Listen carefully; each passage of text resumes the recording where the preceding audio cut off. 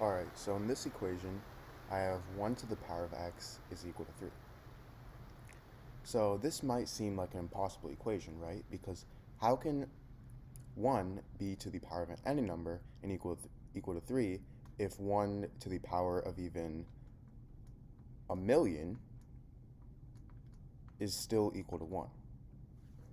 Well, let's try to solve this equation the way we would solve any other exponential equation. The first thing I would do is take the natural log or ln on both sides. So I get ln 1 to the power of x is equal to ln 3. Now, if I have something in the form ln a to the power of b, I can move this exponent b to the front, so this is going to equal b times ln a. In this case, I have ln 1 to the power of x, and I can move x to the front. So now I get x times ln 1 is equal to ln 3. And now if I divide both sides by ln 1, these two cancel out, and I get x is equal to ln 3 over ln 1. Now, if you guys already didn't know, ln 1 is equal to 0. So I get x is equal to ln 3 over 0, and you can't take any number and divide it by 0 because that's undefined, meaning this has no solution. So that method doesn't work. However, this just means that there are no real solutions. But there are different types of solutions. So what I'm going to do to solve this equation is, first, let's recall Euler's formula.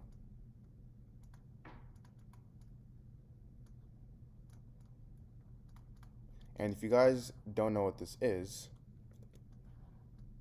it states that if I have something in the form e to the power of I times theta, this is equal to cos of theta plus I times sine of theta. And I know this may seem a little complicated right now, but just bear with me. So let's say that theta here is equal to 0. So if theta equals 0, then I get e to the power of I times 0 is equal to cos of 0 plus I times sine of 0.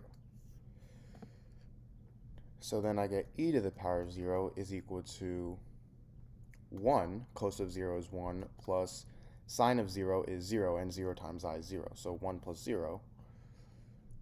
And e to the power of 0 is 1, so I get 1 is equal to 1 plus 0.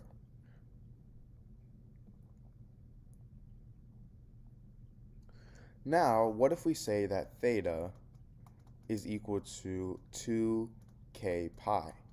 K being a constant, so it could equal any number, 1, 2, or 3. So if I plug this in,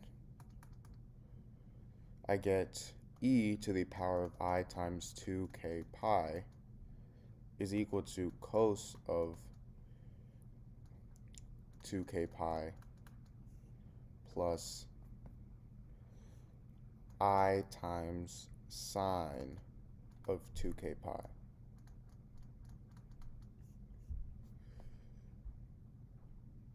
Now, what if k is equal to 1? What if our constant k is equal to 1? Then I get e to the power of I times 2 pi is equal to cosine of 2 pi plus I times sine of 2 pi. Now, cosine of 2 pi is 1, and sine of 2 pi is 0. So I get this is equal to 1. Now, if k is equal to 2, I would get cos of 4 pi plus I of sine 4 pi. Cos of 4 pi is 1, and I times sine of 4 pi is again 0. And if I do the same thing with 3, I would again get 1 plus 0. So this pattern continues, and it keeps on equaling 1 no matter what value of k we get. So we can say that e to the power of I times 2k pi, this is equal to 1 no matter what value of k we have. So now this means that we can substitute this in back to our original equation, which is 1 to the power of x is equal to 3. This is our original equation, and we can substitute in 1 for e to the power of I times 2k pi. So now I get e to the power of I times 2k pi to the power of x is equal to 3, and this is my new equation. So now to solve this, I'm going to do what I did at the start. I'm going to take the natural log or ln on both sides. So I get ln e to the power of I times 2k pi to the power of x is equal to ln of 3. Now, if I have something in the form ln a to the power of b, I can move this exponent b to the front, so I get b times ln a. In this case, I can move x to the front, so I get x times ln e to the power of I times 2k pi is equal to ln 3. Now I'm going to use this property again and move this to the front as well. So I get I times 2k pi times ln e is equal to ln 3. And ln e, these two cancel out.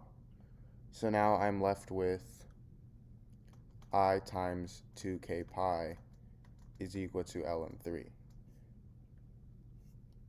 Sorry, and I also have x. Now I'm going to divide both sides by I times 2k pi.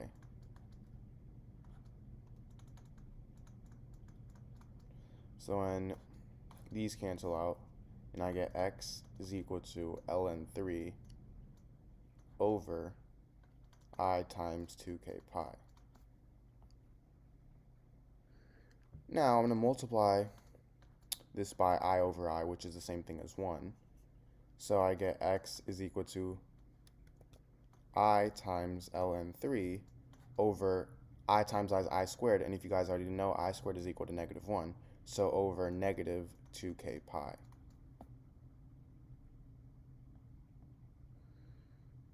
And k in this case can't equal 0, because if k were 0, wouldn't work. So this is my solution to this equation. Alright, so in this video, I'm going to be solving the problem 2 to the power of 24 minus 1. So, for my solution,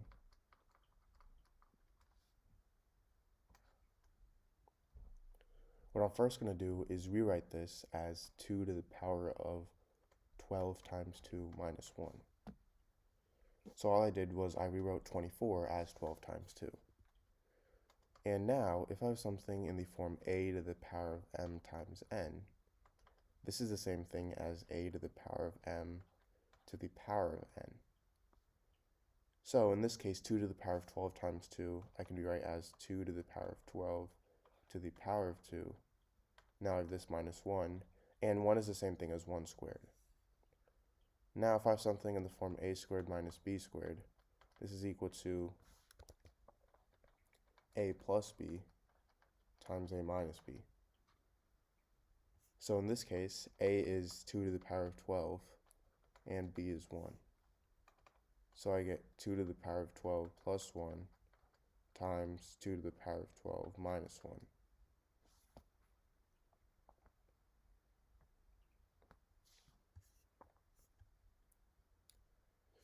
Now, 2 to the power of 12, well, what is the value of that? Well, 2 to the power of 4 is equal to 16, and 2 to the power of 5 is equal to 32, and 2 to the power of 10 is equal to 1024. Well, 2 to the power of 11, this is going to be double of 1024, which is 2048, and 2 to the power of 12 is double of 2048, which is 4096. So 2 to the power of 12 is equal to 4096. So now if I plug in this value back into my problem here, I get 4096 plus 1 times 4096 minus 1.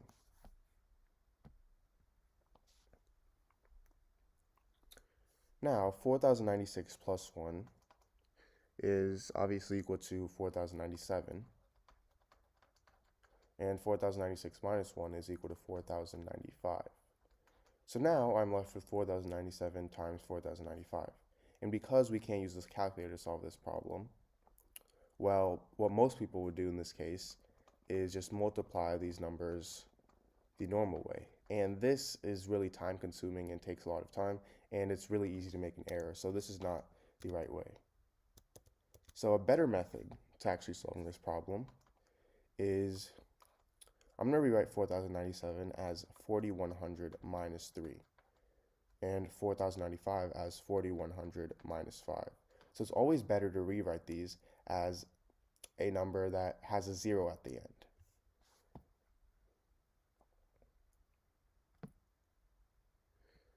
Now, if I distribute, I get 4100 squared minus 5 times 4100. Now if I distribute the negative 3, I get minus 3 times 4100 plus 15. And negative 5 times 4100 minus 3 times 4100 is the same thing as negative 8 times 4100.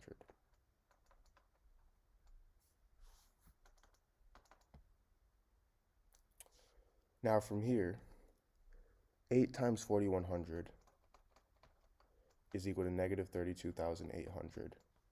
So I have this plus 15. And 4100 squared is equal to 16,810,000. So I get 16,810,000 minus 32,800 plus 15.